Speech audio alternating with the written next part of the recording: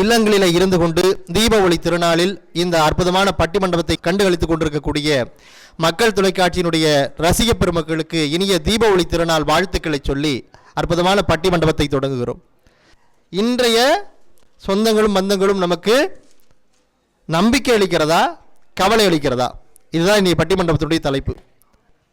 அதில் பேசுவதற்காக 6 அற்புதமாக பேசக்கூடிய பேச்சாளர்கள், தமிழகத்தினுடைய தலை சிறந்த பேச்சாளர்கள் 6 பேர், நம்பிக்கை அளிக்கிறது அப்படின்னு ஒரு 3 பேரும், இல்லை கவலை அளிக்கிறது அப்படின்னு 3 பேரும் பேச வந்திருக்கிறாங்க.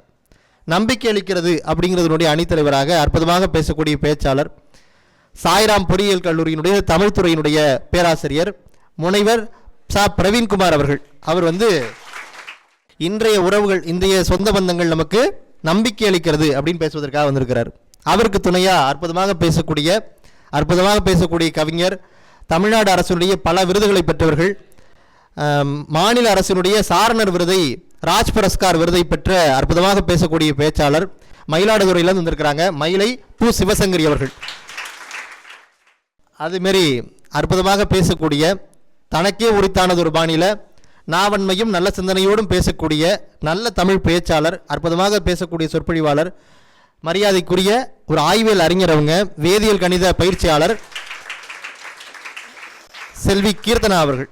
அவங்க 3 பேர் இன்றைய சொந்த பந்தங்கள் நமக்கு நம்பிக்கை அளிக்கிறது அப்படின்னு பேசுவதற்காக வந்திருக்கிறாங்க. ஹாஸ்பிட்டலில் ஆஞ்சியோ பண்ணவனுக்கு ஆறுதல் சொல்கிறதுக்காக போன உடனே அவன் என்ன பண்ணுறான், ஆறுதல்லாம் நீ ஏன் படுற, ஒன்று இன்னும் நான் கவலையாக்குறேன் அப்படின்றதுக்காகவே 2-3 வார்த்தையை போடுறான். அப்படி கவலை அளிக்கிறதா தான் இருக்குது சொந்த பந்தங்கள் அப்படின்னு பேசுவதற்காக அற்புதமாக பேசக்கூடிய மரியாதைக்குரிய தில்லை செல்வம் ஐயா அவர்கள். கவலை அளிக்கிறது அப்படின்னு பேசுவதற்காக, அதே மாதிரி கவலை அளிக்கிறதாங்க வாழ்க்கைனா என்ன தெரியுங்களா உங்களுக்கு, சொந்தக்காரனா எப்படின்னு தெரியுமா உங்களுக்கு, எங்கள் மாமியார் வீட்டிலேருந்து வந்தால் நான் எவ்வளோ பாடுபடுறேன் தெரியுங்களா உங்களுக்கு அப்படின்னு பேசுவதற்காக அற்புதமாக பேசக்கூடிய முனைவர் கலைவாணி அவர்கள். சிதம்பரம் அரசு கல்லூரியில் பேராசிரியராக பணியாற்றி கொண்டிருக்கக்கூடிய கலைவாணி அவர்கள். அதே மாதிரி என்னங்க நீங்கள் பேசுகிறீங்க, பொண்ணு கொடுக்க மாட்டாங்க தெரியுமா உங்களுக்கு, மாப்பிள்ளையை பார்த்தா பொண்ணு கொடுக்க மாட்டேங்கிறாங்க அப்படின்னு பொண்ணு கேட்க விசாரிக்க அவனா அப்படின்னு இருக்கிறாங்க. மாப்பிள்ளை பற்றி உங்களுக்கு தெரியுங்களான்னு கேட்டால் அவனா அப்படின்னு அவன் எழுதிட்டு போயிடுறான். இந்த பில்லிங் த பிளாக்ஸ் பேர் இதில் நம்ம என்னத்தை மட்டும் ஃபில் பண்ணுறதுன்னு அவன் பொண்ணு வீட்டுக்கார யோசித்து பொண்ணு கொடுக்காமலே போயிடுறான். அப்படி இவ்வளோ சொந்தக்காரங்க நம்மளுக்கு டார்ச்சர் பண்ணும்போது எப்படி நம்மளுக்கு நம்பிக்கை கொடுப்பாங்க, சொந்த பந்தங்கள் நமக்கு கவலை அளிக்கிறதா அப்படின்னு பேசுவதற்காக அற்புதமாக பேசக்கூடிய, பிறந்தது திருவண்ணாமலை, அருணகிரிநாதருடைய திருப்புகழையும் திருக்குறளையும் முழுக்க மனப்பாடம் செய்து சமய சொற்பொழிவுகளை செய்து கொண்டிருக்கக்கூடிய அற்புதமாக பேசக்கூடிய சொற்பொழிவாளர், தமிழகத்தினுடைய தலை சிறந்த தமிழறிஞர்களில் ஒருவராக இருக்கக்கூடிய திருவண்ணாமலை அஜ்மல் முத்தமிழன் அவர்கள். அவர் கவலை அளிக்கிறது அப்படின்றத பேசுவதற்காகவே கவலையோடு உட்காந்துருக்கிறாப்புல. தீபாவளி திருநாள் வாழ்த்துக்களை சொல்லி பட்டிமன்றத்தினுடைய விவாதத்தை தொடங்கி வைப்பதற்காக இன்றைய சொந்த பந்தங்கள் நமக்கு நம்பிக்கை அளிக்கிறது அப்படின்னு பேசுவதற்காக முனைவர் சா பிரவீன்குமார் அவர்களை உங்களுடைய கைத்தட்டலோடு அன்போடு அழைக்கிறேன்.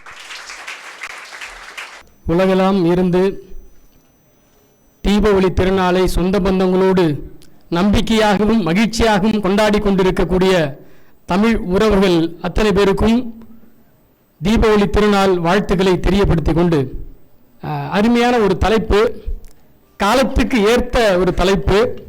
இன்றைய சொந்த பந்தங்கள் நமக்கு நம்பிக்கை அளிக்கிறதா, கவலை அளிக்கிறதா என்ற ஒரு தலைப்பு. இந்த தலைப்புக்குள்ள நம்பிக்கை அளிக்கிறது அப்படின்ற தலைப்பில் நான் பேச வந்திருக்கிறேன். யாதும் ஊரே யாவரும் கேளீர் என்ற கணியன் பூங்கொண்டனார் பிறந்த இந்த மண்ணில், பிறப்புக்கும் எல்லா உயிருக்கும் என்ற வள்ளுவ பெருந்தகை பிறந்த இந்த மண்ணில், வாடிய பயிரை கண்டபோதெல்லாம் வாடினேன் என்ற வள்ளல் பெருந்தனார் பிறந்த இந்த மண்ணில் மகிழ்ச்சி அளிக்கவில்லை, கவலை அளிக்கிறார்கள் சொந்த பந்தங்கள் என்று சொல்லக்கூடிய எதிரணியைச் சேர்ந்த இந்த மக்களும் இங்கே இருந்து கொண்டிருக்கிறார்கள் என்பதுதான் தமிழாசிரியர்களாக நான் வேதனைப்படக்கூடிய ஒரு செய்தியாக இருக்கிறது. அது மனித உறவுகளே சொந்த பந்தங்கள் அனைத்துமே உறவு பின்னல்கள் தான் ஐயா. மனித உறவுகள் என்பது சொந்த பந்தத்தினால ஆன உறவு பின்னல்கள் தான், ஒன்றும் இல்லை. பின்னல் தான் பின்னிட்டு கிடக்குது, அதை பிரிக்க முடிய மாட்டேங்குதுன்னு சொல்றாப்ல ஐயா. நிலையற்ற இந்த வாழ்க்கையில நிலையானது அன்பு மட்டும்தான் ஐயா, வேற எதுவுமே இந்த உலகத்துல நிலை இல்லாத ஐயா. அதாவது பிறப்புக்கும் இறப்புக்கும் இந்த நம்பிக்கையாக இருக்கக்கூடிய உறவுகள் தேவையா? ஐயா நீங்க சொல்லும் போது சொன்னீங்க, இன்றைய காலகட்டத்தில் பொண்ணு பார்க்க போகணும்னா கூட நம்ம ஆட்கள் சொந்த பந்தம்லாம் இருக்காங்களா? இருக்காங்க. அப்பதான் பொண்ணையே கொடுப்பாங்க. எனக்கு யாரும் இல்லைங்கன்னா சந்தேகமா பார்ப்பான். என்ன இவன் யாரும் இல்லைன்றான், இவனை நம்பி பொண்ணை கொடுக்கலாமா வேணாமா அப்படின்ற கேள்விகள்லாம் இன்னைக்கு வந்துட்டு இருக்கு. ஐயா ஒன்றும் இல்லை, பொண்ணு பார்க்க போகும்போது சொந்தக்காரங்க வேணும்ன்றீங்க, பொண்ணு பார்த்து கல்யாணம் பண்ணி வச்சுட்டா இதெல்லாம் ஏன் உள்ள அனுப்புற வெளில அனுப்புன்றீங்க.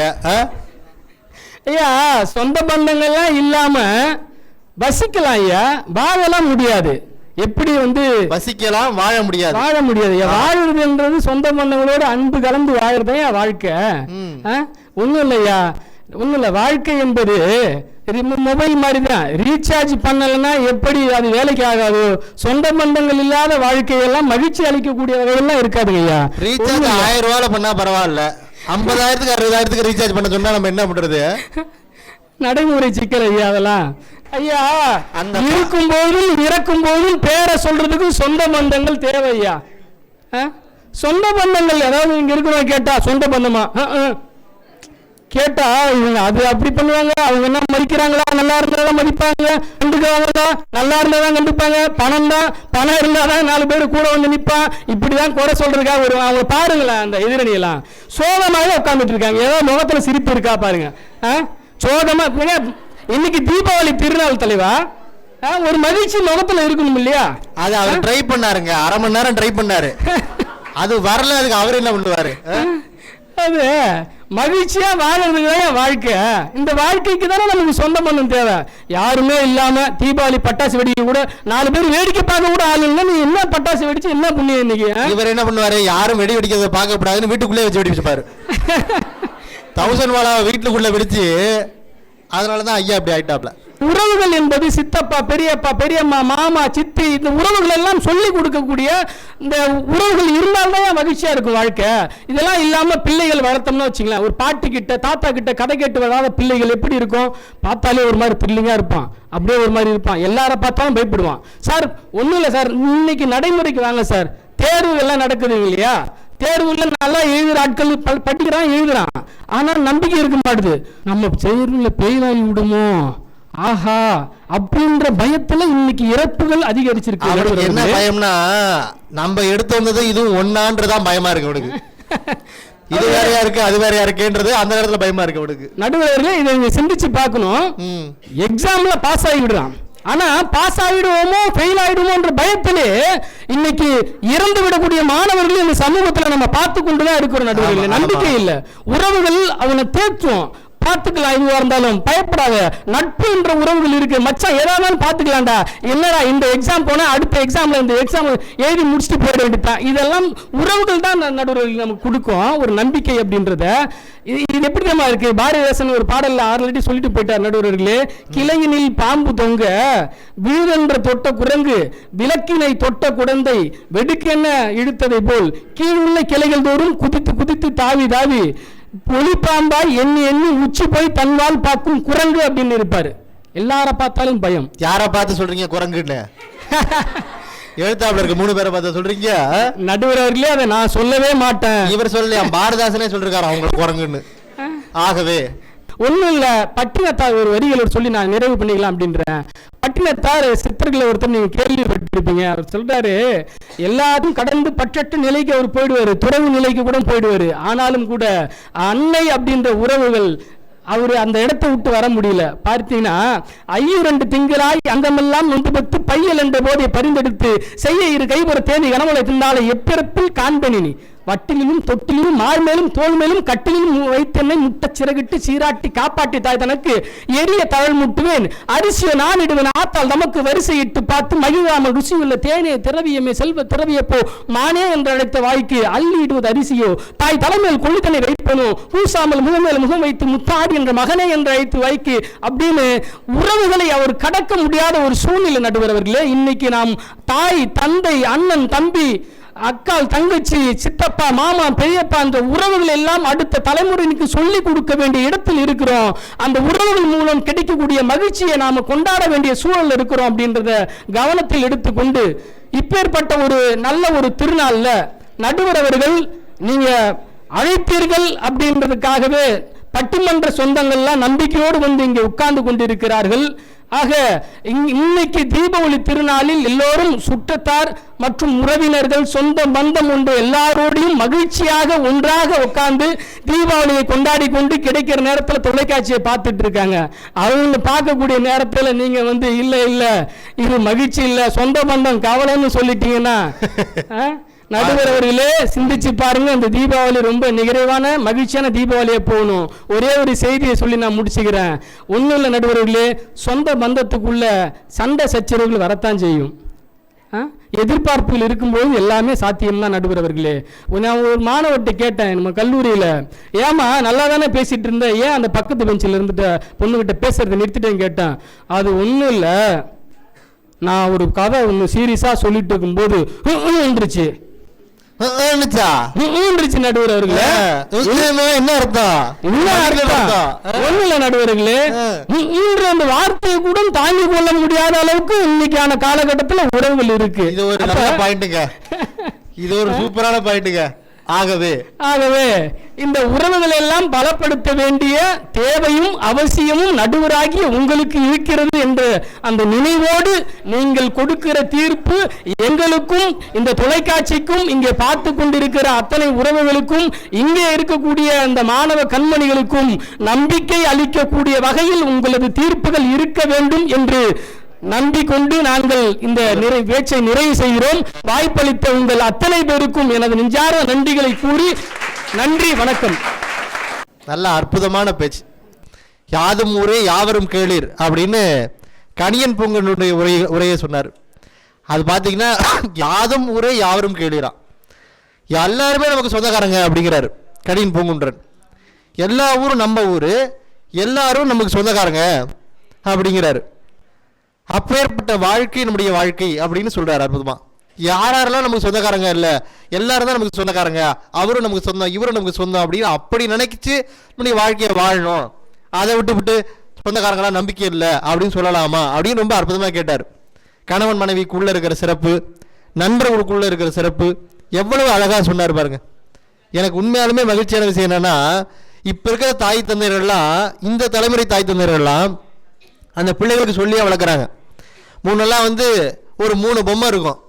தீயதை பார்க்காதே, தீயதை கேட்காதே, தீயதை சொல்லாதே அப்படின்ற மாதிரி பிள்ளைகள்ட்டெல்லாம் சொல்லி அனுப்புகிறாங்க. சொந்தக்காரனை பார்க்காதே, சொந்தக்காரன்ட்ட பேசாதே, சொந்தக்காரன் சொல்கிறத கேட்காதே அப்படின்னு எல்லாம் பெற்றோர்களும் அதான் சொல்லி அனுப்புகிறாங்க. அப்படிலாம் இருந்தால் சொந்த பந்தம் எப்படி வளரும்? இப்போ பாருங்கள், 146 கோடி இன்னும் அரசாங்கத்தால் அதிகாரப்பூர்வமாக சொல்லலை, ஆனால் 146 கோடி இருக்கும்னு கணக்கிட்டு இருக்கிறாங்க. ஆனால் பார்த்தீங்கன்னா எல்லார் வீட்லேயும் 3 பேர் தான் இருக்கான். ஒரு அப்பா ஒரு அப்பா ஒரு அம்மா ஒரு குழந்தை, அவ்வளோதான் இருக்குது. மொத்தமே 3 பேர் தான் இருக்கிறான். இவன் ஒட்டுமொத்த உலகமே இந்த 3 பேருக்குள்ளே முடிஞ்சு போயிடுது. அப்படி இருந்ததுன்னா எப்படி சொந்த பந்தங்கள் வளரும்? அது பிள்ளைகளுக்கு அப்பானா என்ன தெரியாது, அம்மானா என்ன தெரியாது. இன்னும் 10-15 வருஷம் வச்சு ராமாயணத்தை நடத்த முடியாது. ராமனோட அவனுடைய தம்பி லக்ஷ்மணன் கூட போனான் காட்டுக்குன்னா, நிறுத்து ராமன் ஓகே, லக்ஷ்மணன் ஓகே, அது என்ன அண்ணன் தம்பின்னு என்னவோ சொன்னீங்களா, அது என்னன்னு கேட்பான். அப்போ என்ன அண்ணன் தம்பினால என்னன்றது தெரியாமல் போயிடும். அப்படிப்பட்ட சூழலுக்கு நம்ம சமூகம் போச்சுன்னா என்ன ஆகுன்றத ரொம்ப அழகாக கேட்டார். நம்பிக்கை இருக்கிறது, சந்தேகப்படாதீங்க அப்படின்னு. அதுக்கு பதில் சொல்வதற்காக அற்புதமாக பேசக்கூடிய தில்லை செல்வம் ஐயா அவர்கள் உங்களுடைய கைத்தட்டலோட வராரு. சிந்திக்க தெரிந்த மனிதனுக்கு செயல்பட தெரியாது, செயல்பட துணிந்தவனுக்கு சிந்திக்க தெரியாது. அவர் சிந்திச்சுட்டு வந்து பேசியிருக்கிறார். நாங்கள் எல்லாம் செயல்படக்கூடிய அணியை சேர்ந்த காரணத்தினால சிந்திக்காமல் வந்து பேசுகிறாரு. நாங்கள் சிந்திக்கிறதே கிடையாது, எதாக இருந்தாலும் செஞ்சு முடிச்சுட்டு தான் பேசுவோம். அண்ணன் என்ன, தம்பி என்ன, சொந்தம் என்ன, பந்தம் என்ன, உறவுங்கிறது என்னென்ன கேள்வி கேட்கிறார்.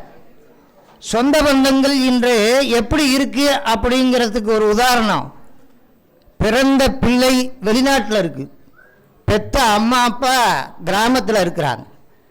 அவங்களுக்கு ஏதாவது ஒரு உடம்பு சரியில்லைன்னா வெளிநாட்டிலேருந்து வீடியோ கால், அம்மா டாக்டர்கிட்ட போனியா, போனேன்டா கண்ணா, சரி சரி பார்த்துக்கோ, நான் வீட்டுக்கு ஒரு நர்ஸை வர சொல்லியிருக்கேன், அவங்க பார்த்துப்பாங்க நல்லா. எங்கே பார்த்துக்கிறது? எல்லாம் அவங்களுக்கு நம்பிக்கை அளிப்பது எது அப்படின்னா இப்ப அதாவது பணம் தான். வெளிநாட்டுல பணம் இருந்தாலும் என்கின்ற அந்த சொந்த பந்தம் நம்பிக்கை இருக்கின்ற காரணத்தினால், அந்த பணம் என்கின்ற ஒரு விஷயம் இருக்கின்ற காரணத்தினால் சொந்த பந்தங்கள் உங்களுக்கு நம்பிக்கை அளித்துக் கொண்டிருக்கிறது. பணம் உங்களுக்கு கடைசி காலகட்டம் வரையும் வரவே வராது. பணம் பந்தியிலே குணம் குப்பையிலேன்னு சொன்னா, ஆகல பணம் என்கின்ற அந்த ஒரு காரணத்தினால சொந்த பந்தங்கள் நம்மோடு ஒட்டி கொண்டிருக்கிறது. ஆனால் பெரும்பாலும் சொந்த பந்தங்கள் இன்று நம்மை விட்டு பிரிந்து வருத்தத்தை தந்து கொண்டிருக்கிறது என்பதுதான் எங்கள் அணியினுடைய முக்கியமான வாதம். ஆக மொத்தமா சொந்தக்காரங்கிறவங்க நம்மளுக்கு மொய் வைக்கிறதுக்கு மட்டும்தான் யூஸ் பண்றாங்க. ஆமா, மொய் கொடுக்கலன்னா அவன் சொந்தக்காரமே கிடையாது. உற்றார் உறவினர் யாராக இருந்தாலும் அவரவர் வினை பயன் வழியாகத்தான் வாழ்ந்து கொண்டிருக்கிறார்கள். உலக மக்கள் யாரும் உண்மையாக உறவுகளாக இருப்பதில்லை. உள்ளன்போடு ஒருவரை ஒருவர் நேசிப்பதில்லை. இதுதான் உண்மை. சில பேர் வாழ்க்கையில விரக்தி ஆயிட்டா இப்படிதான் பேசுவாங்க. வாழ்க்கை யாருமே உண்மையானவங்க இல்ல, எதுவுமே நல்லது இல்ல அப்படின்னு சில பேர் பேசுவாங்க. இதை நான் சொல்லலையா, ராமகிருஷ்ண பரமஹம்சர் என்ன சொல்றாருன்னா, நல்லூர் என்கின்ற கிராமத்தில் இருக்கக்கூடிய ஒரு மாணவன், இளைஞனாக இருக்கக்கூடிய மாணவன், நல்ல பண்புள்ள மாணவன். அவன் பேர் பத்மநாதன் பேர். அவனுக்கு அப்பதான் திருமணம் ஆகுது. திருமணமாகி அந்த ஊரில் வசித்து வருகின்றான். அந்த ஊர் வழியாக வரக்கூடிய ஒரு வழிபோக்கனாக இருக்கக்கூடிய ஒரு சாது அங்கு வரார். சாது வந்து தங்கியிருக்கிறார். சாது இடத்துல இவர் போய் பேசி கொண்டிருக்கிறார். புதியதாக திருமணமான அந்த மாணவன் போய் அந்த சாது இடத்தில் பேசி கொண்டிருக்கும் பொழுது அந்த சாது என்ன சொல்லிட்டார், இந்த கருத்தை சொல்றார். உலக மக்கள் யாரும் உண்மையாக ஒருவரை ஒருவர் நேசிப்பதில்லை, இதுதான் உண்மை அப்படின்னு அந்த சாது அந்த பத்மநாதன் சொல்றார். ஒண்ணுமே பத்மநாதன் என்கின்ற அந்த புதிதாக திருமணமான மாணவன் என்ன சொல்றான், அப்படியெல்லாம் இல்லை சாமி, எங்க வீட்டில் இருக்கக்கூடிய எல்லாரும் என்னை உண்மையாக உயிருக்கு உயிராக நேசிக்கிறார்கள். நானும் அவர்களை உள்ளன்போடு நேசிக்கிறேன். இதுதான் உண்மை, நீங்க சொல்றது பொய் அப்படின்னா பத்மநாதன். வேணா சவால் விடுற, இது நடக்காது அப்படின்னு சொல்லி சாமி சொன்னார்.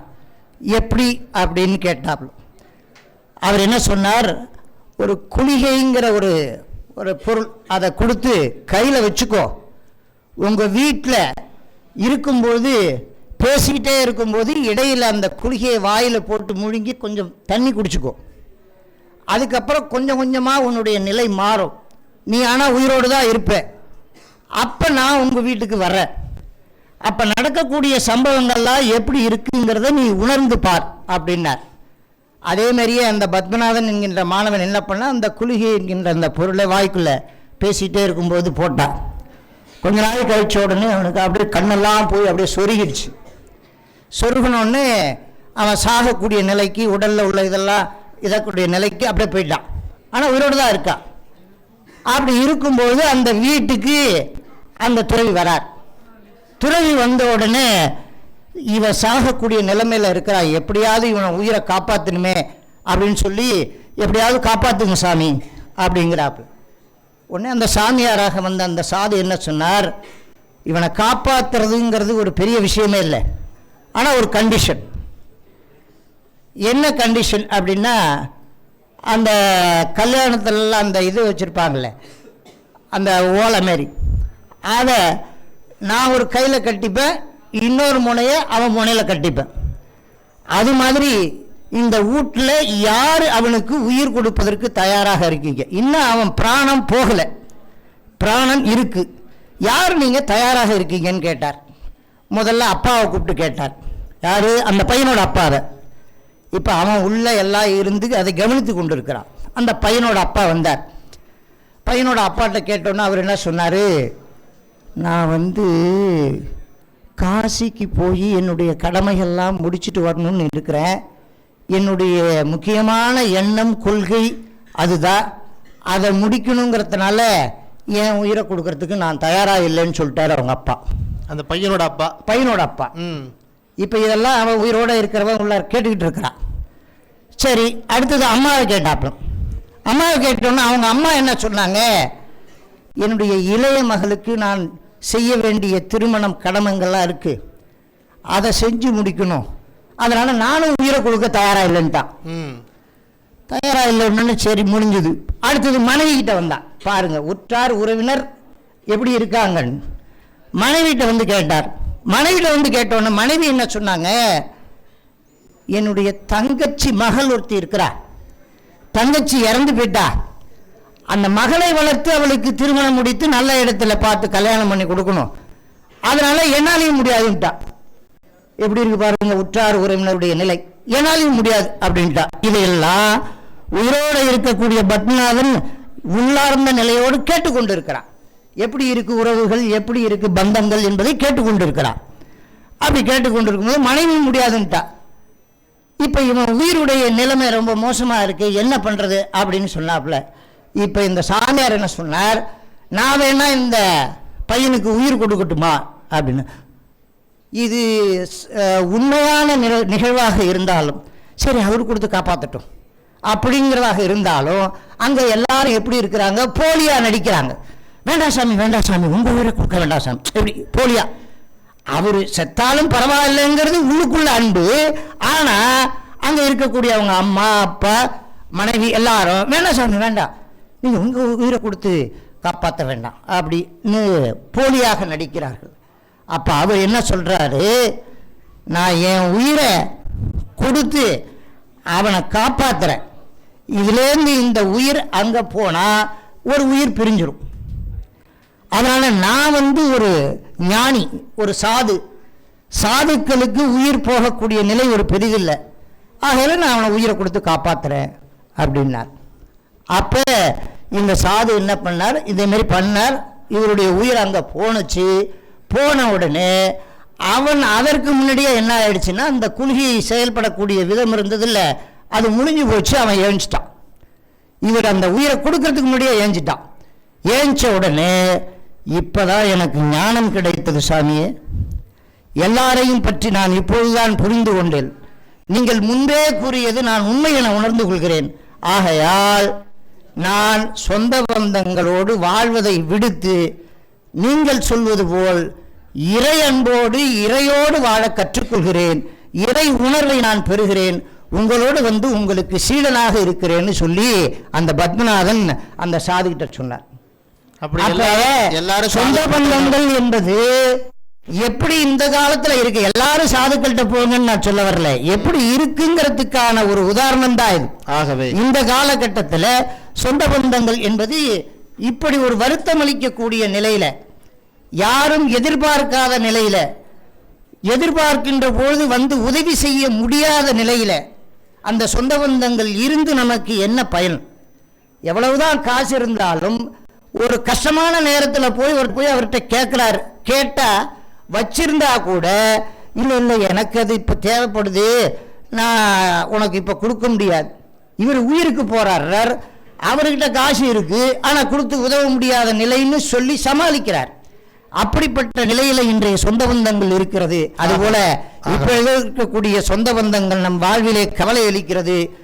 இந்த மக்கள் தொலைக்காட்சி நேயர்களுடைய விருப்பம் மண் பயனுற வேண்டும், இந்த மண் பயனுற வேண்டும் என்கின்ற நோக்கத்தை கொண்டு இந்த மக்கள் தொலைக்காட்சி சிறப்பாக தன்னுடைய நிகழ்வுகளை எல்லாம் நிகழ்த்தி வருகின்றார்கள்.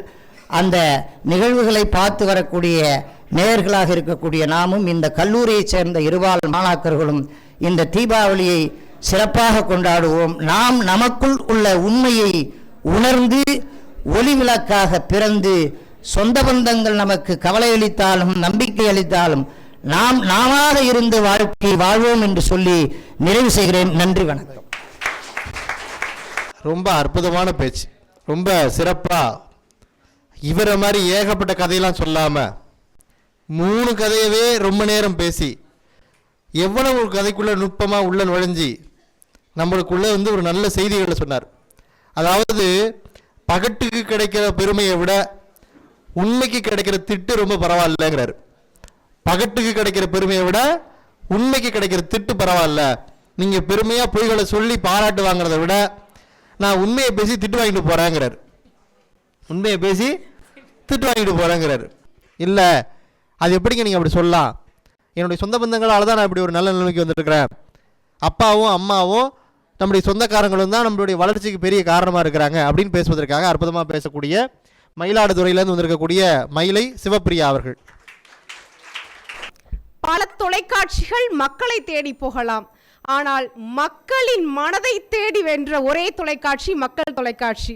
அப்படியாக மக்கள் தொலைக்காட்சி நேயர்களுக்கும் ரசிகர்களுக்கும் எனது தீபாவளி திருநாள் வாழ்த்துக்களை தெரிவித்துக் கொள்கின்றேன். அற்புதமான நபர், நல்ல பேச்சு இசையை விட இனிமையாக இருக்கும் என்பதற்கு உதாரணமாக விளங்கும் நடுவர் அவர்களுக்கும் சக பேச்சாளர்களுக்கும் என்னுடைய வணக்கங்களை உரித்தாக்கிக் கொள்கின்றேன். எனக்கு முன்னாடி பேசின ஐயா மிக சிறப்பா பேசினாங்க. சிறப்பா பேசினாரு. என்ன தப்பு பண்ணிட்டாங்க அப்படின்னா தலைப்பை மறந்துட்டாங்கன்னு நினைக்கிறேன். தலைப்புல என்ன சொல்லியிருந்தாங்கன்னா, இன்றைய சொந்த பந்தங்கள் நன்மை அளிக்கிறதா கவலை அளிக்கிறதா.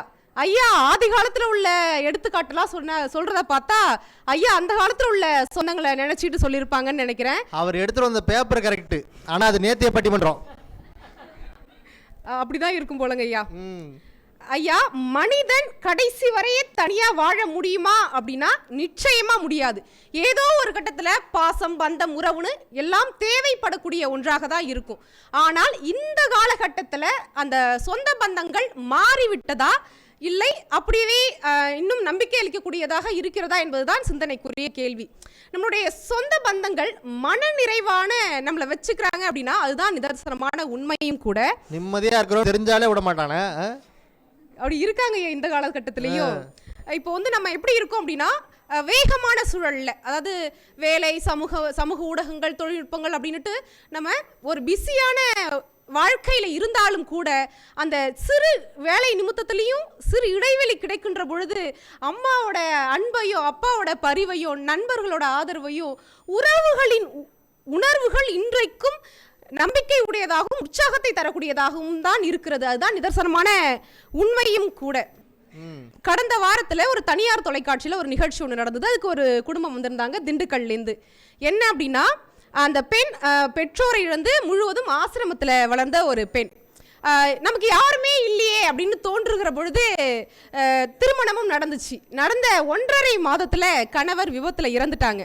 அதாவது ஆரம்பத்திலேருந்தே யாருமே இல்லாம தனிமையா இருந்த அந்த பெண், ஊர்க்காரவங்களாம் என்ன சொன்னாங்க அப்படின்னா, அப்பா அம்மாவையும் முழுங்கிட்டா, இப்போ கணவனையும் முழுங்கிட்டா, இவ ராசி இல்லாதவ அப்படின்ட்டு ஊரே சொன்ன பொழுதும் கூட அந்த பெண்ணுடைய மாமியாரும் அந்த நாத்தனாரும் அந்த பெண்ணை என்ன பண்ணாங்க அப்படின்னா, அந்த இறந்து போனாங்களே கணவர், அவருடைய தம்பிக்கே திருமணம் செய்து வைத்தாங்க. இதை அவங்களுடைய மாமியார் சண்முகாமட்ட கேட்கும் பொழுது என்ன சொல்றாங்க அப்படின்னா, நீங்க நினைச்சிருந்தா அவங்க மருமகளை வீட்டுக்கு அனுப்பியிருக்கலாமே, வேற எங்கேயாவது அனுப்பியிருக்கலாமே முடிஞ்சிட்டு அப்படின்னு சொல்லிட்டு நீங்க ஏன் உங்க கூடயே வச்சுக்கிறீங்க அப்படின்னு கேட்டப்போ, என் புள்ளையை நம்பி எங்களை நம்பி வந்த ஒரு பொண்ணு, அவங்களுக்கு யாருமே இல்லைன்றப்ப நாங்க தான் அவங்களோட குடும்பம், எப்படி நான் அனுப்ப முடியும் அப்படின்னு சொல்லிட்டு அந்த கணவர் இறந்ததுக்கு பிறகு ஒரு பட்டப்படிப்பை முடித்து இப்போ ஒரு நடன ஆசிரியரா இந்த சமூகத்துல வாழ்ந்துகிட்டு இருக்காங்க அப்படின்னு சொன்னா, அந்த சமூகத்தில் அந்த பெண் வாழ்வதற்கான வாய்ப்பையும் அங்கீகாரத்தையும் ஒரு குடும்பம் ஒரு சொந்த பந்தம் ஏற்படுத்தி கொடுக்கும் என்று சொன்னால், இது எப்பயோ நடந்த நிகழ்ச்சிலாம் இல்லை, இந்த 2000 ஆண்டுல நடந்த நிகழ்வு, அதாவது ஒரு 5 ஆண்டுகளுக்கு முன்பு நடந்த நிகழ்வு. இப்படி இருக்கிற சூழல்ல எப்படி சொந்த பந்தங்கள் இன்றைய சூழல்ல நம்பிக்கை கொடுக்கலன்னு பேச முடியுது அவங்களாலன்னு எனக்கு தெரியலப்பா. அதாவது அவங்களாம் குடும்பக்கார மாமியார் லிஸ்ட், குடும்பக்கார மாமனார் லிஸ்ட். அவங்களாம் பாடல் வரிகள் சொல்லுவாங்க, மாண்டே போனாலும் தூக்கி தீ வைக்க உறவு வேணும் மச்சான் அப்படின்ட்டு ஒரு அழகான பாடல் வரி இருக்கும். நம்ம போகிறப்ப எதையுமே எடுத்துட்டு போறது கிடையாது, ஆனா நினைவுகளையாவது நம்மளால சுமந்து கொண்டு எடுத்துக்கொண்டும் விட்டு கொண்டும் செல்ல முடியும். எனவே சொந்த பந்தங்கள் எல்லா நேரத்திலையும் நன்மை அளிக்கக்கூடியதாகவும் நம்பிக்கை அளிக்கக்கூடியதாகவும் தான் இருக்கும். ஐயா பார்த்துக்கிட்டிங்கன்னா அப்படின்னா ஒரு அற்புதமான மனிதர், சொந்த பந்தங்களுக்கு அற்புதமான, அதாவது எங்கள் பட்டிமன்ற குழுவையும் சேர்த்து ஒரு நம்பிக்கை அளித்து ஒரு அழகான வாழ்க்கையை வாழ்ந்து கொண்டிருக்கிறார். எனவே எங்கள் அணிக்கே அவர் தீர்ப்பு வழங்குவார் என்றும் இந்த அற்புதமான வாய்ப்பினை நல்கிய மக்கள் தொலைக்காட்சி அவர்களுக்கும் நடுவர் அவர்களுக்கும் என்னுடைய நன்றியினை தெரிவித்துக் கொண்டு விடைபெறுகிறேன். நன்றி, வணக்கம். ரொம்ப சிறப்பாக பேசியிருக்கிறாங்க. எவ்வளவு அடுக்கி வச்சிருக்கிறாங்க பாருங்க. ஒரு காலத்துலலாம் ஒரு பொண்ணு கல்யாணமாகி கணவன் இறந்துட்டா சின்ன வயசுலேயே கல்யாணம் பண்ண பொண்ணாக இருந்தாலுமே கூட மறுமணங்கள் பண்ண முடியாது. ஆனால் இப்போ பார்த்தீங்கன்னா மறுமணங்கள் அதிகமாக இருக்குது. அந்த பொண்ணோட வீட்டில் அதுக்கு சம்மதிக்கிறாங்க, பையனோட வீட்லேயும் பொண்ணுக்கு திருமணம் இல்லை மறுமணம் அப்படின்னு சொன்னாலுமே கூட ஏற்றுக்கிறக்கூடிய ஒரு பக்குவ நிலைக்கு இப்போ வந்திருக்கிறாங்க. ஒரு குழந்தை இருக்குது அப்படின்னாலுமே கூட அதையும் ஏற்றுக்கிற மாதிரியான ஒரு சூழல் வந்திருக்குன்னு சொன்னால் சும்மா தனிப்பட்ட மனிதர்களால் இதெல்லாம் சாத்தியமாகாது. அந்த குடும்பத்தில் இருக்கிற எல்லாரும் அதை ஒத்துக்கணும். பின்னாடி போய் பேசக்கூடிய சொந்தக்காரன் முதற்கொண்டு அதெல்லாம் ஒத்துக்கிட்டதுனால தான் இவ்வளவு மாற்றங்கள் வந்திருக்கு.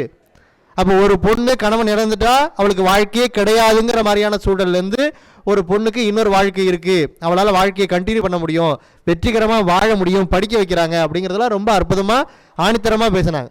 அதுக்கு பதில் சொல்வதற்காக இல்லைங்க, அவங்க கேட்டாங்க தனியாக வாழ்ந்துட முடியுமா, சொந்த பந்தங்க கூட தானே வாழ முடியும் அப்படின்னு கேட்டாங்க. என்னங்க சொந்த பந்தம் கூட வாழ்கிறது, அவனு கூட வாழ்ந்தாலே நம்ம தனியாக இருக்கிற மாதிரி தான் இருக்குது அப்படின்னு பேசுவதற்காக அற்புதமாக பேசக்கூடிய பேராசிரியர் முனைவர் கலைவாணி அவர்கள் அவங்களுடைய கைத்தட்டலோடு வராங்க. இன்றைய தலைப்பு என்ன அப்படின்னு பார்த்தீங்கன்னா, நிறைய பேர் பேசும்போது இன்றைய சொந்த பந்தங்கள், இன்றைய அப்படின்ற வார்த்தையை மறந்துட்டாங்க. இன்றைய சொந்த பந்தங்கள் நமக்கு என்ன பண்ணுது, நம்பிக்கை அளிக்கிறதா இல்லை அதுக்கு எதிர்ப்பாக பார்த்தீங்கன்னா கவலை அளிக்கிறதா அப்படின்றது தான் நம்மளோட தலைப்பு. அதில் நாம் என்ன பண்ணுறோம், கவலை அளிக்கிறது. இப்போ ஐயா சொன்னார், பிரவீன் ஐயா சொன்னார், என்ன சொன்னார்னா சொந்த பந்தங்கள் எல்லாம் கூட வருமா. ஐயா சொல்ல என்ன ஊர் தெரியுங்களா, கடலூர்கார், வண்டிப்பாளையம். சொந்த பந்தம் 1000 மைலுக்கு அப்பால இருக்கணும், ஐயா மட்டும் சென்னையில் என்ன பண்ணோம், அடுக்குமாடி குடியிருப்பில் சந்தோஷமா இருக்கணும். இப்போ சொந்த பந்தங்கள் சிவப்பிரியா சொன்ன மாதிரி ஒரே ஒரு தடவை நான் இருக்கமா அப்படின்னு கையை தூக்கியிருந்தா இன்னைக்கு ரிதன்யா நம்ம கூட இருந்திருப்பாங்க இல்லையா? ஆமாவா? இல்லை. எவரெல்லாம் உள்ள வந்து பஞ்சாயத்து பண்ணி பக்கத்தூர்காரன் என்ன பண்ணுவானோ, நம்ம சொந்தக்காரன் என்ன பண்ணுவான், சாதாரண இல்லை 100 பவுன். என் பிள்ளைகிட்ட சொல்லுவேன், நான் ஒரு அரசு கலைக்கல்லூரியில் படிக்கிறேன், என் பிள்ளைங்கள்ட்ட சொல்லுவேன் எப்போவுமே, அம்மா நீ நல்லா படிச்சுக்கோ, கல்வியை இறுக பற்றிக்கோ, இந்த கல்லூரி மட்டும்தான் உங்களுக்கு பி கவிதாவை கவிதை பிவியாவேன்னு ஆக்கி கொடுக்கும். ஆஹா, உங்களுக்கு ஒரு இனிஷியலுக்கு முன்னாடி நாங்கள் பட்ட படிப்பு கொடுக்குறோன்னா நீங்கள் கோடி கோடியா குவை குவையா கொட்டி கொடுத்தாலும் உங்களை காப்பாற்ற மாட்டோம். அந்த சொந்தக்காரனும் சரி நமக்கு வர்றவனும் சரி, உங்களோட படிப்பு மட்டும்தான் உங்களை காவந்து பண்ணும் அப்படின்றதுக்கு இத்தனை பேரும் இதுவாக தான் இருக்கும். பொண்ணுங்க 2 பொண்ணுங்க 3 பொண்ணுங்க வீட்டில் இருந்தால் நல்லா கவனிங்க. ஃபஸ்ட்டு பொண்ணு ஏதாவது தப்பு பண்ணிட்டா அடுத்த அடி யாருக்கு தெரியுங்களா, செகண்ட் இருக்கிற பொண்ணுக்கு தான். என் கிளாஸில் என்னோட ஒரு செமஸ்டரில் ரேங்க் ஹோல்டர்ன்றது எவ்வளோ கஷ்டம். அந்த பொண்ணோட அக்கா என்ன பண்ணிட்டா, ஏதோ மிஸ்பிஹேவ் பண்ணிட்டா. பட் உடனே என்ன பண்ணிட்டாங்க ஊர்க்காரங்கெல்லாம், எப்போ எனக்கு 2 பொண்ணு இருக்குது, 2 பொண்ணு இருந்தால் எப்படி உறுத்துமோ தெரியாது, ஃபஸ்ட்டு பொண்ணு இந்த மாதிரி பண்ணிட்டா 2வது பொண்ணு என்ன பண்ணுவா, இதே தப்பை தான் பண்ணிடுவா, டக்குன்னு நிறுத்திட்டாங்க. ஸோ எல்லாருமே இந்த சொந்த பந்தம் என்ன ஏது சொன்னிச்சோ அவங்க பேரண்ட்டுக்கு அதில் ஊற்றின விஷயமெல்லாம் உடனே நிறுத்திட்டாங்க. பட் ஆனால் பிரின்ஸிபல் வரைக்கும் போயிட்டு அந்த பொண்ணை எப்படியாவது படிக்க வைக்கணும். அவளே சொல்லுவாள், மேடம் நான் எப்படியாவது படித்து, ஏன்னா எங்கள் வீட்டில் 3 பொண்ணுங்க, உங்களுக்கே தெரியும் 3 பொண்ணுங்க இருக்கிற வீட்டில் நம்மளை எப்படி ட்ரீட் பண்ணுவாங்க, நாங்கள் எப்படியாவது அந்த ஏதாவது ஒரு வேலைக்கு போயிடணும் மேடம் அப்படின்னு சொல்லி அந்த பொண்ணு படித்து ரேங்க் ஹோல்டராக இருந்து இன்றைக்கி குரூப் 4ல் பாஸ் பண்ணி நம்ம ஊரில் வேலை வாங்கியிருக்கா. ஸோ அப்போ இப்படி இருந்தால் இந்த பொண்ணு இப்படி தான் இருக்கும், ஒரே தொப்புள் கொடியில் பூத்த மலர்கள் எல்லாம் ஒரே உணர்வோடு தான் இருக்கும், ஒரே இனமாக தான் இருக்கும் அப்படின்னு ஜட்ஜ் பண்ணுறது யார், உங்களை வீணாக போன சொந்தங்கள். ஆகவே ஸோ அது மட்டும் இல்லாமல் இப்போ சொந்த பந்தம் கூட வரும்னு சொன்னீங்க இல்லையா. ஆக்சுவலாக நாங்கள் பார்த்தீங்கன்னா இப்போல்லாம் நீங்கள் வந்து ஒரு உங்களுக்கெல்லாம் பார்த்தீங்கன்னா ஒரு படப்படக்கும் பத்தாம்பூச்சியா மெருகேறிய ரோஜா பூவா அழகாக இருக்கிற இந்த வயசில் இப்படி தான் நாங்களும் கல்லூரியில் இருந்தோம். இப்போ என்ன ஆச்சு அப்படின்னு பார்த்தீங்கன்னா, ஒரு ஒர்க்கிங் உமனாக ஒரு வேலைக்கு வந்த பிறகு உங்களோட சொந்த பந்தம் எங்ககிட்ட ஃபஸ்ட்டு ட்ரீட் பண்ணுறது யார் தெரியுங்களா, கணவர். ஸோ இந்த உலகத்திலேயே நீ சந்தோஷமாக இருந்தால் ஆடி கார் வாங்கலாம், என்னென்ன கார் இருக்கோ வாங்கலாம், ஆனால் ஊரெல்லாம் உன் சொந்த பந்தம்லாம் வாங்கி சேர்ந்து உனக்கு ஒரு கூட்டமாக சேர்ந்து ஒரு கார் வாங்கி கொடுக்கும். அதுக்கு பேர் என்ன தெரியுமா, என்னது, வீட்டுக்கார். அதுக்கு பேர் என்ன, வீட்டுக்கார். அது வீட்டிலே தான் இருக்கும், நம்மளை வச்சு செய்யும், நம்ம சொல்கிற கேட்காது. நீ கிழக்க போனால் அது வடக்க போகும், நீ வடக்க போனால் அது தெற்க போகும். சர்வீஸ் சார்ஜ் அதிகம். கார்களில் சிறந்த கார் வீட்டுக்கார். ஆனால் எதுவும் செய்யாது. நான் ரசம் வச்சா இது விஷமான்னு கேட்கும். இப்போ கணவர் வந்து பூனை சாரி மாதிரி பூனை மாதிரி இருப்பார். இப்போ ஒரு என்ட்ரி வரும், என்ன தெரியுங்களா, மாமியார் நாத்தனார்ன்ற ஒரு என்ட்ரி வீட்டுக்குள்ளே வந்துடுச்சின்னு வச்சுக்கோங்களேன், கணவர் காட்டன் சாரி மாதிரி ஆயிடுவார். நீ கஞ்சி போட்டாலும் சரி அது ஸ்டிப்பாக தான் நிற்கும், அதுக்கு சர்வீஸ் சார்ஜ் அதிகம், அது நம்ம பேச்சை கேட்காது. இது எப்படி போகும்னா, ஒரு வாரம் ஃபஸ்ட்டு வந்துருச்சுன்னா 15 நாளைக்கு அந்த காட்டன் சாரி என்ன ஆகும், நீ என்ன கஞ்சி போட்டாலும் சரி கெஞ்சி போட்டாலும் சரி அது ஒரு 15 நாள் என்ன முருங்கை மரத்தில் ஏறி. ஸோ அப்போ என் சொந்தம் என்ன பண்ணுது, ஃபஸ்ட்டு என்ன சொல்லுவாங்க மாமியார், நான் பாரு என் பிள்ளைய வந்து சொல்லுவாங்க துணி துவைக்கவே விட்டதில்லை, சமையல் கட்டு பக்கமே விட்டதில்லை, எல்லா விஷயத்தையும் சொல்லி நாத்தனார் என்ன பண்ணுவோம் எங்கள் சொல்லுவார். இப்போ கணவராக இருக்கிற என்ன சொல்கிறாருன்னா, உன் தங்கச்சி வந்தால் நான் எப்படி கவனிக்கிறேன், குழந்தையா வந்தால் நல்லா கவனிக்கிறாராமா. என் தங்கச்சி என் அக்கா வந்தால் மட்டும் என்ன பண்ணுற அப்படின்னா, அண்ணன் வீட்டுக்கு வந்தால் அவங்க என்ன பண்ண மாட்டாங்க, எதுவுமே செய்ய மாட்டாங்க. ஸோ அந்த மாதிரி சுச்சுவேஷனில் கணவரை நம்ம எப்படி எடுத்துக்க முடியும்? அது மட்டும் இல்லாமல் பார்த்தீங்கன்னா, இப்போ சொன்னீங்க சொந்த பந்தங்கள் தான் உங்களுக்கு எல்லா விஷயத்தையும் ப்ரொமோட் பண்ணுது, முக்கியமாக மாணவர்களுக்கு அப்படின்னு. இன்னைக்கு சொந்த பந்தம் 100 பேர் சொன்னதால தான் நீட்டுக்கும் சரி பெரிய பெரிய தேர்வுகளில் ஏற்படுகிற உயிரிழப்பு எதனால் ஏற்படுது? பக்கத்து வீட்டுக்காரன் என்ன சொல்லிடுவானோ, எதிர் வீட்டுக்காரன் என்ன சொல்லிடுவானோ, அத்தை பையன் பாஸ் பண்ணிட்டா நம்மள என்ன சொல்லிடுவானோ அப்படின்ற எண்ணத்துல தான் நிறைய உயிரிழப்புகள் ஏற்படுது. ஆகவே அது மட்டும் கிடையாது, இன்னைக்கு அடிக்கு 4 கருத்தரிப்பு மையம் வந்தது எதனால தெரியுமா? அவன் சொந்த பந்தத்தால் தான். நீ கருத்தரிப்பு மையத்துக்கு யார் தெரியுமா ப்ரோமோ? நம்ம சொந்தக்காரன் தான். கல்யாணம் ஆகி 6 மாசம் ஆயிடக்கூடாது. நல்ல விஷயம் உண்டா உனக்கு? என்ன நல்ல விஷயம் உண்டா உனக்கு? என்ன நல்ல விஷயம் இருந்தா விசேஷம் இருக்கா? விசேஷம் இருக்கா? மாங்காடு போ, மண்ணு சோறு தின்னு, அதை தின்னு, இதை தின்னு, 1008 ப்ரோமோ. அவன் தொல்லை தாங்காம நிறைய பேர் 5 லட்சம் 10 லட்சம் ஊர்வலகத்து விழுப்புரம் சென்னைன்னு வந்துடும்.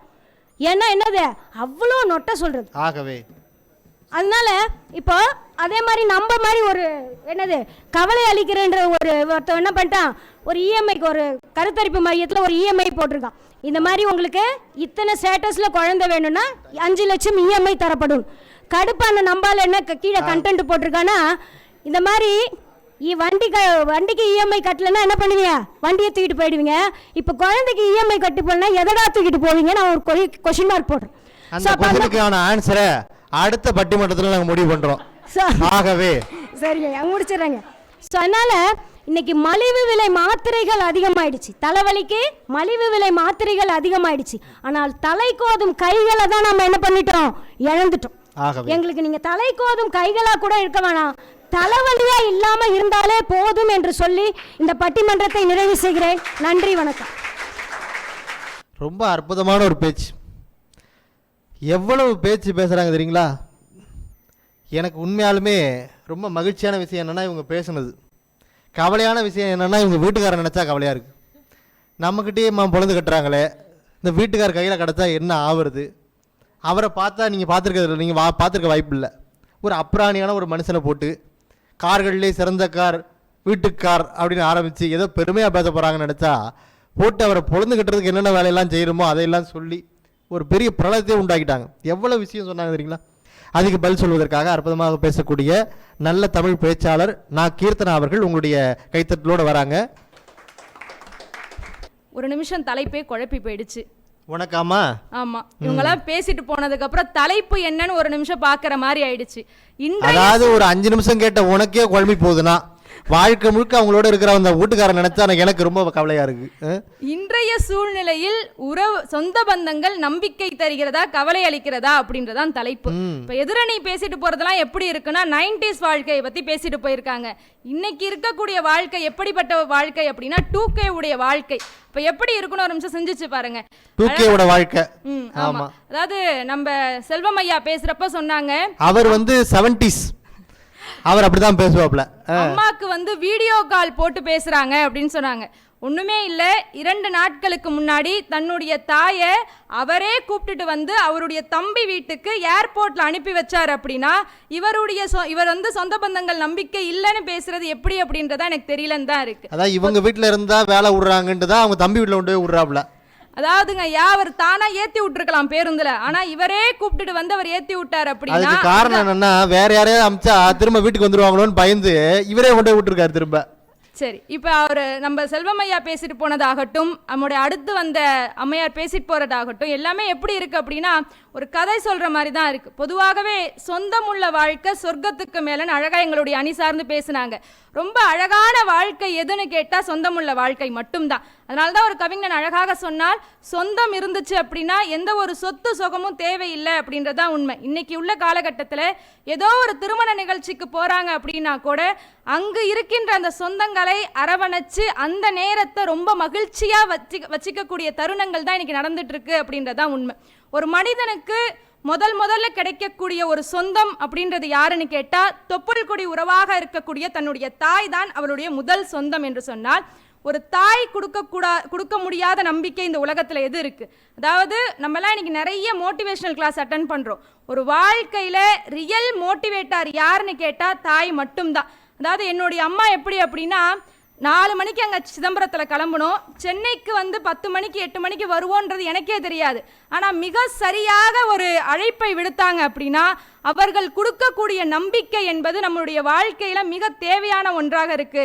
சொந்த பந்தங்கள் என்றைக்குமே நம்பிக்கை தான் கொடுக்கும் அப்படின்றதுக்கு தாய் ஒரு சிறந்த எடுத்துக்காட்டு. இந்த தாய்க்கு அப்புறம் நமக்கு கிடைச்ச ஒரு அற்புதமான சொந்தம் யாருன்னு கேட்டால் தந்தை என்கின்ற ஒரு சொந்தம்.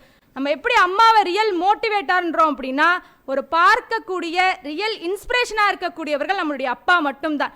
என்ன நடந்தாலும் பரவாயில்லடா உனக்கு நான் இருக்கேன் அப்படின்னு சொல்லி ஒவ்வொரு தடைகளையும் உடைத்து ஒவ்வொரு மகன்களையும் மகள்களையும் சாதனையாளர்களாக உருவாக்குபவர்கள் அவர்களுடைய சொந்த பந்தங்கள் என்று சொன்னால் இவர்கள் கொடுக்கக்கூடிய நம்பிக்கை எங்க இருக்கு? ஏன் கவலைன்னு பேசுறாங்க அப்படின்றதான் தெரியல. எனக்கு என்ன ஒரு சந்தேகமா இருக்குன்னா இவங்களுக்குலாம் சொந்தம் இருக்கா இல்லையா அப்படின்றது தான் சந்தேகமா இருக்கு. பேசினா எந்த சொந்தக்காரன் கூட இருப்பான்?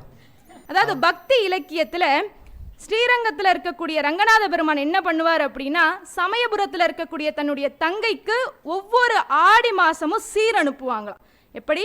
ஒவ்வொரு ஆடி மாசமும் தன்னுடைய தங்கையான சமயபுர அம்மாளுக்கு சீர் அனுப்புவாங்களாம். இன்னைக்கும் நடந்துட்டு இருக்கு. இப்போ நான் சீருன்னு சொன்ன உடனே உங்களுடைய நினைவுக்கு தாய் மாமன் வந்தால் என்று சொன்னார் சொந்த பந்தங்கள் நம்பிக்கையை கொடுத்து கொண்டிருக்கிறது என்பதுதான் உண்மை. தாய்மாமன் சீர் சுமந்து வராண்டி தங்க கொலுசு கொண்டு தாராண்டின்னு சொல்லுவாங்க. எங்களுடைய தாய்மாமன் தங்க கொலுசுலாம் கொண்டு வந்து வர வேண்டாம், தாய்மாமன் வந்து நின்னா போதும். அந்த திருமணமாகட்டும் எந்த நிகழ்வாகட்டும் மிக சிறப்பாக இருக்கும். அவர் வந்து நின்னாலே போதுங்க, ஒரு நம்பிக்கை கிடைக்கும். நான் இருக்கேன் அப்படின்ற நம்பிக்கையை கொடுக்கக்கூடிய ஒரு அற்புதமான சொந்தம் தாய்மாமன் மட்டும்தான். அப்படிப்பட்ட சொந்தங்கள்லாம் இருக்கிறப்ப எப்படி கவலையை தருதுன்னு பேசுறாங்கன்னு தெரியல. பொதுவாக நம்ம பாட்டி வீட்டுக்கெல்லாம் போவோம். இந்த பாட்டி வீடு அப்படின்றது நம்பிக்கைக்கான ஒரு குடில் அப்படின்னு சொல்லலாம். பாட்டி வீட்டில் நம்ம போய் சாப்பாடு சாப்பிடுவோம், அதே சாப்பாடு தான் நம்ம வீட்லையும் சாப்பிடுவோம். ரசமாகட்டும் சட்னி ஆகட்டும் துவையல் ஆகட்டும் எல்லாமே நம்ம வீட்டில் செய்யக்கூடிய உணவை தான் பாட்டி வீட்லையும் போய் சாப்பிடுவோம். ஆனால் பாட்டி வீட்டில் செய்யக்கூடிய அந்த சாப்பாடு மட்டும் கொஞ்சம் ருசி அதிகமாக இருக்கும். என்ன காரணம் நம்ம என்னைக்காச்சும் யோசிச்சிருக்கோமா? இந்த பாட்டி என்ன பண்ணுவா அப்படின்னா நம்ம போடுற பொருளை தான் போடுவா, ஆனால் ஒரே ஒரு பொருளை மட்டும் கூடுதலாக போடுவா. பாசம் என்கின்ற பொருளை கூடுதலாக போடும் பொழுதுதான் அந்த உணவு இன்னும் ருசி மிகுந்ததாக இருக்கு.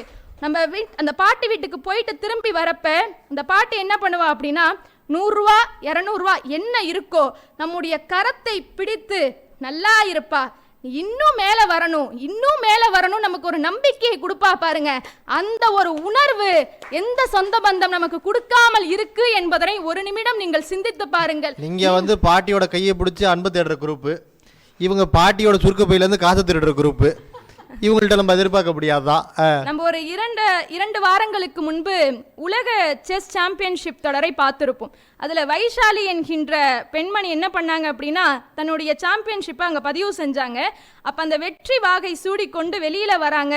அவங்களுடைய அம்மாட்ட போய் ஃபஸ்ட்டு பேசலை. அவங்க அம்மா என்ன சொல்கிறாங்க அப்படின்னா அவங்க பாட்டி ஃபோனில் இருக்காங்க, எப்போதுமே பாட்டியுடைய ஆசீர்வாதமும் நம்பிக்கையும் அவளுக்கு எப்போதுமே இருக்குன்னு சொல்லிட்டு இந்த பாட்டியினோட ஃபோன் அழைப்பை முதல்ல கொடுக்குறாங்க. அப்படின்னா பாட்டிங்க இருக்கக்கூடிய அந்த சொந்தம் தரக்கூடிய நம்பிக்கை ஒரு சொற்கள் அடங்காது அப்படின்னு தான் சொல்லணும். பொதுவாகவே நம்ம எதிரணியினை பேசும் பொழுது சொந்தக்காரங்க செய்யக்கூடிய தவறை சுட்டி காட்டினாங்க. ஒன்று சொல்கிறேன், அவர்கள் செஞ்ச செயல்தான் தவறு, அவர்கள் செய்த செயல்தான் தவறே தவிர அந்த சொந்தமே தவறு இல்லை என்பதனை தயவு செய்து புரிந்து கொள்ளுங்கள். இதை புரிந்து கொண்டால் சொந்த பந்தங்கள் நமக்கு நம்பிக்கையை கொடுக்கும் என்கின்ற ஒரு உணர்வு நமக்கு வரும் என்று சொல்லி நான் இப்படி சொல்லி முடிக்கலாம் என்று நினைக்கின்றேன். வாழ்க்கை என்பது ஒரு பெரிய ஆலமரம். அந்த ஆலமரத்தில் ஆணி வேர்களாக இருப்பவர்கள் தான் சொந்தக்காரங்கள். அவர்கள் இல்லாமல் நம்முடைய வாழ்க்கை என்பது என்றுமே இனிமையாக இருக்காது. நம்முடைய சொந்த பந்தங்கள் நமக்கு நம்பிக்கை தரவில்லை என்பதை பேசுவதை விடுத்து நாம் யாருக்காவது சொந்தங்களாகவோ பந்தங்களாக இருப்போம், அவர்களுக்கு நாம் நம்பிக்கைக்குரியவர்களாக இருப்போம் என்று சொல்லி நல்ல வாய்ப்பிற்கு நன்றி பாராட்டி விடைபெறுகின்றேன். நன்றி, வணக்கம். ரொம்ப அற்புதமான பேச்சு. ஒரு க்ளீனாக ஒரு டைம் டேபிள் மாதிரி எதுலேருந்து ஆரம்பித்து எதுலேருந்து முடிப்போங்கிற மாதிரி ஒரு அம்மா அப்பா பாசத்தில் ஆரம்பித்து தம்பி சகோதர சகோதரியில் ஆரம்பித்து பாட்டி வரைக்கும் போயிட்டாங்க. இந்தம்மா சொந்த பந்தங்கள்லாம் இருந்தாங்கன்னா இவ்வளவு வேலை நம்மளுக்கு இருந்திருக்காது, அவ்வளவு பேர் நமக்கு ஆறுதலாக இருந்திருப்பாங்களேன்னு ரொம்ப அழகாக ஆணித்தரமாக பேசியிருக்கிறாங்க. அதுக்கு பெரிய பாராட்டுக்கள். இல்லை என்னங்க நீங்கள் இப்படிலாம் பேசுகிறீங்க, உங்களுக்கு கிடைச்ச சொந்தம்லாம் அப்படி, எனக்கு கிடைச்ச சொந்தம்லாம் இப்படி உங்களுக்கு அப்படி எனக்கு இப்படின்னு அவருடைய கவலைகளை கொட்டுறதுக்காக வராப்புல திருவண்ணாமலையிலேருந்து அஜ்மல் உங்களுடைய கைத்தட்டலோட. நடுவர் அவர்களே, எதிரணியில் வந்து பேசினாங்க, ரொம்ப பேசுனாங்க, புராணத்திலிருந்துலாம் விளக்கங்கள்லாம் சொன்னாங்க. இன்னமும் கணியன் பூங்குனார் சொன்னார் தெரியுமா? எங்களுக்கு தெரியாதாக்கும். யாதும் ஊரே யாவரும் கேளீர்னு சொன்னாரு தெரியுமா அப்படின்னு சொன்னாரு. நீங்க வேற அதுக்கு ஒரு 10 நிமிஷத்துக்கு பொழிப்புரை வேற கொடுத்தீங்க. நீங்க 2 சொல்லுங்க, அதுக்கு 2 பொழிப்புரை கொடுக்குறேன். இல்ல நான் என்ன கேட்கிறேன், யாதும் ஊரே யாவரும் கேளீர் தானே? ஆமா. நான் எங்க ஊர்ல இருந்து உங்க ஊருக்கு வரேன். யார் எவருனே தெரியாத யாரோ ஒருத்தருடைய வீட்டுக்குள்ள போயிட்டு யாவரும் கேளீர் தானே, எல்லாமே என் ஊர் தானே, எனக்கு ரொம்ப பசிக்குது, ஒரு 2 தோசை ஊற்றி கொடுமா அப்படின்னா யாராச்சும் கொடுப்பாங்களா?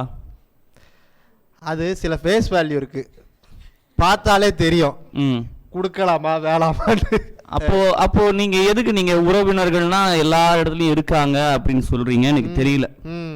அந்த காலத்துல சொல்லிட்டாங்க, அது நீங்க அப்ப தலைப்பு நீங்க அந்த காலம்னு வைக்கல, இந்த காலம்னு தானே வச்சிருக்கீங்க. நான் இப்ப இந்த காலத்துக்கு வரேன். இப்ப இந்த டீம்ல பேசுற 3 பேருமே போய் கேட்டாலுமே கொடுக்க மாட்டாங்க.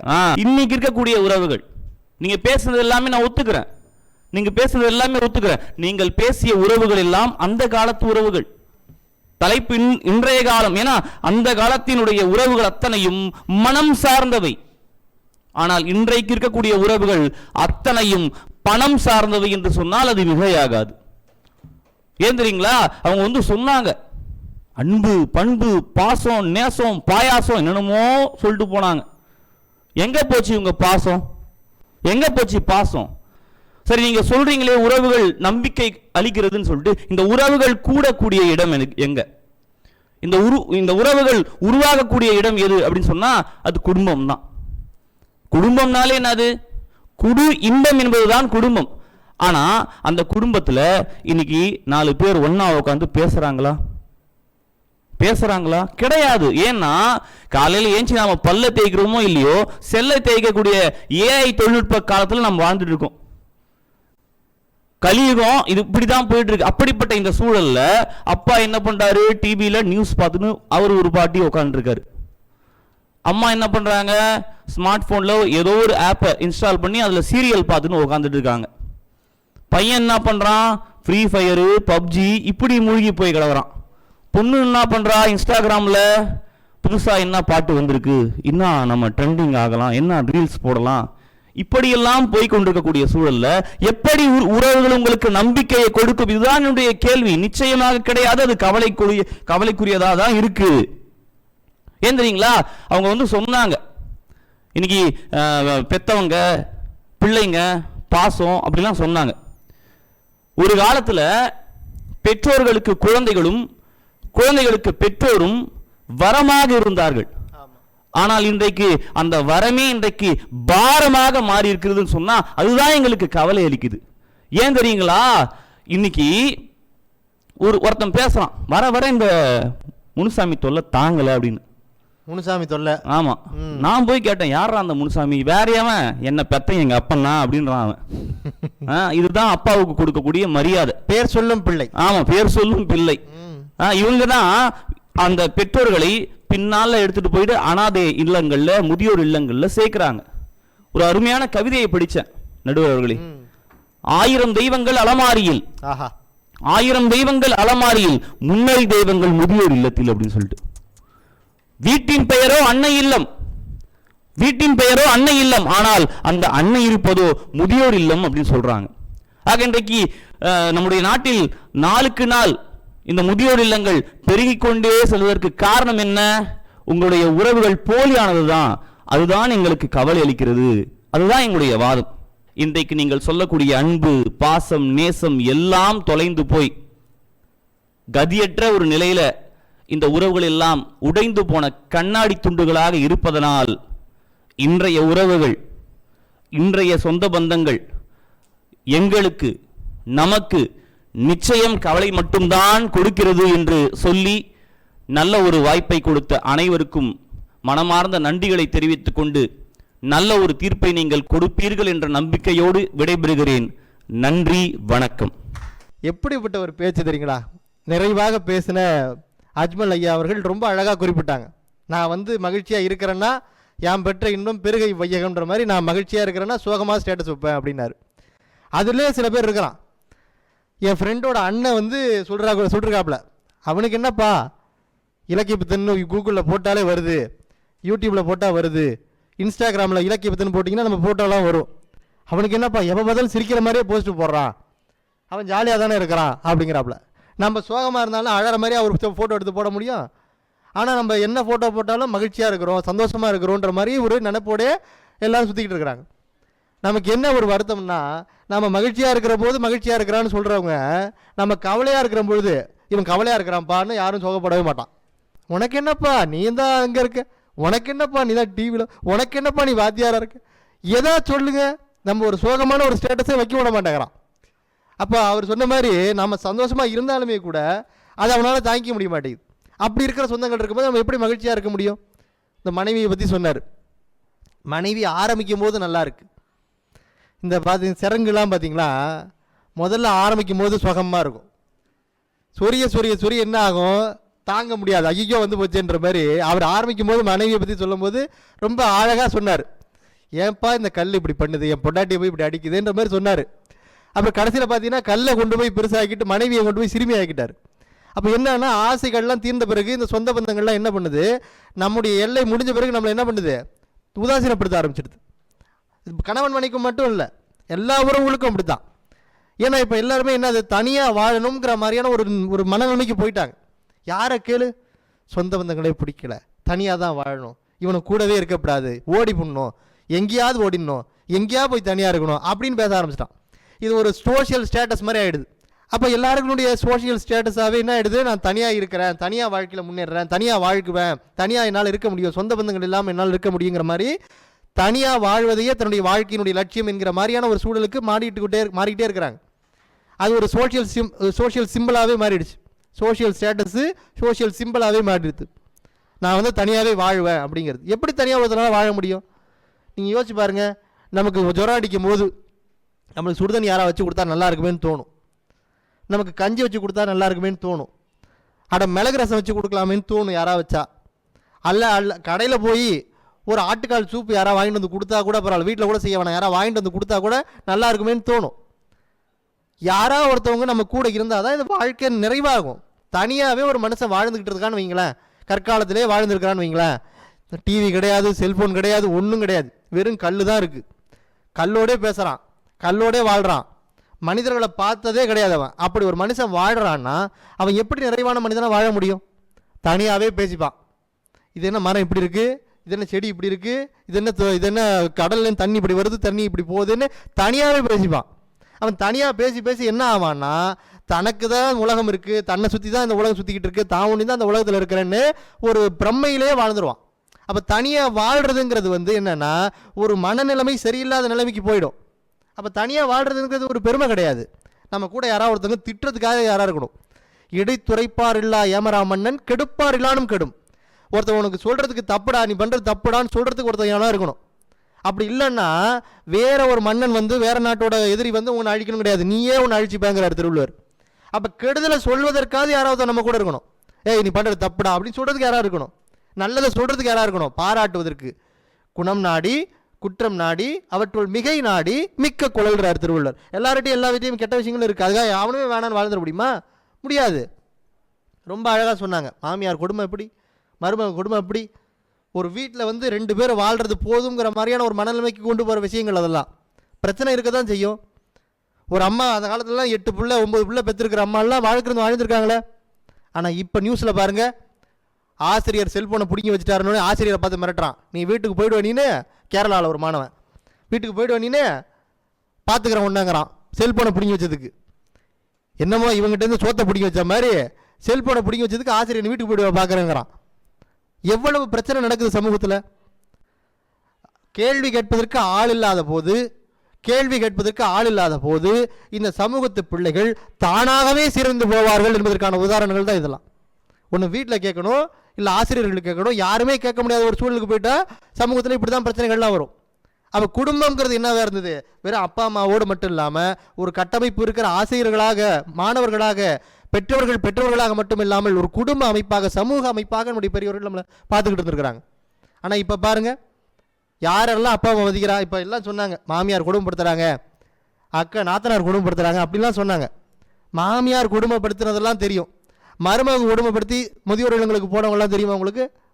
எல்லாருக்கும் தெரியும், முதியோர் இல்லங்களுக்கு போனவங்க. அப்படி பார்த்தா நம்ம வாழ்க்கையில் எவ்வளோ விஷயங்களை சகிச்சுக்கிறோம். யாருக்கிட்ட? நம்முடைய உயரதிகாரிகள்கிட்ட. அவன் நம்மளை திட்டுறான் தெரியுது, நம்ம மேலே கோவப்படுறான் தெரியுது, அவன் பண்ண தப்புக்கெல்லாம் நம்ம தான் காரணம், நம்ம மேலே ஒரு பழி சுமத்துறான் தெரியுது. இருந்தாலும் சம்பளம் கொடுக்குறானேன்றதுக்காக நம்ம என்ன பண்ணுறோம்? சரிங்க சார், சரிங்க சார், சரிங்க சார். ஆனால் வீட்டில் அம்மா போயிட்டு ஏண்டா அந்த துணியை ஏண்டா இப்போ கீழே போட்டிருக்க, மேலே போட்டா என்னடான்னா உனக்கு என்ன தெரியும் என்னை பற்றி, நான் எவ்வளோ பிரச்சனை இருக்கேன், நீ என்ன இப்படி பண்ணுற, இதனால தான் இந்த வீட்டு வெளியே நான் இருக்க மாட்டேன், நான் வீட்டை விட்டு போகிறாங்களாம். ஏண்டா டே, உனக்கு சம்பளம் கொடுக்குறான்ற ஒரு காரணத்துக்காக அவன் உன்னை சம்மந்தமே இல்லாமல் திட்டுறான், அப்போ கம்முன்னு இருக்கிற. உன் நல்லதுக்காக சொல்லுகிற தாய் தந்தையும் உன்னுடைய சொந்த பந்தங்களையும் பார்த்து என்னடா இப்படி சொந்தக்காரங்களாக இருக்கிறீங்களே, நான் அந்த வீட்டை விட்டு போகிறேங்கிற மாதிரியான நிலைமைக்கு போகிறேன். அப்போ நம்மளுடைய நிலைமை எப்படி இருக்குன்னு பார்த்தீங்களா? ஒரு விஷயங்களுக்காக கட்டுப்பட்டு நம்ம இருக்கிறோம்ன்றதுனால எந்த தப்பையும் பரவாயில்லன்னு சகிச்சுக்கிறோம். ஆனால் குடும்பங்களுக்குள்ளே இருக்கிற தப்பை, அது சின்ன தப்பாகவே இருந்தாலும் நம்மளால் சகிச்சிக்க முடிய மாட்டேங்குதுன்னு சொன்னால் அப்பேற்பட்ட மனநிலைமையில் நம்ம தள்ளி இருக்கிறோம். நான் சொல்கிற விளக்கங்கள்லாம் உங்களுக்கு புரியும்னு நினைக்கிறேன். அப்போ இதெல்லாம் தாண்டி நம்மக்கிட்ட இருக்கிற உறவுகள், அப்பா தங்கச்சி சொன்ன மாதிரி அம்மாங்கிற உறவு, என்னுடைய வாழ்க்கையில் நம்முடைய வாழ்க்கையில் இதெல்லாம் நடக்குமா அப்படின்னு நினச்சா இதெல்லாம் நடக்குங்கிறதுக்கு நம்ம அம்மா தான் நமக்கு துணையாக நிற்கிறாங்க. ஆக குடும்ப உறவுகள் தருகிற அனுபவங்களை நாம் அந்த அனுபவம் உடையவர்களாக மாறுகிற பொழுதுதான் புரிந்து கொள்ள முடியும் என்று சொன்னால், அருமை பெரியவர்களே, இந்த சொந்த பந்தங்கள் இறைவனால் நமக்கு கொடுக்கப்பட்டது. இந்த சொந்த பந்தங்கள் இறைவனால் நமக்கு கொடுக்கப்பட்டது. இறைவன் கொடுப்பதை யாராலும் தடுக்க முடியாது.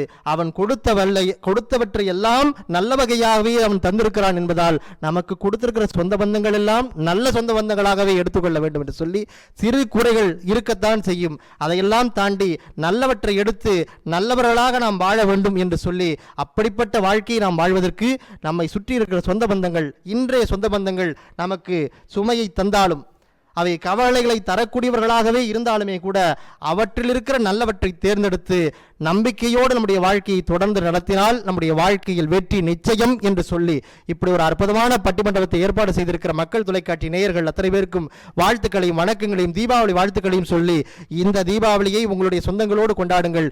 அவர்களிடத்தில் இருக்கிற குறைகளை எல்லாம் நீக்கிவிட்டு நல்லவையாக வாழ்க்கையை வாழ்வதற்கு கற்றுக்கொள்ளுங்கள். உங்கள் வாழ்க்கையில் எல்லாம் சிறப்பாக வெற்றிகரமாக அமையும் என்று சொல்லி, இன்றைய சொந்த பந்தங்கள் நமக்கு நம்பிக்கை அளிக்கிறதே என்பதையே தீர்ப்பாக சொல்லி, அற்புதமான பட்டிமன்றத்தை ஏற்பாடு செய்திருக்கிற பெருமக்கள் அத்தனை பேருக்கும் நன்றிகளை கூறி விடைபெறுகிறேன். நன்றி, வணக்கம்.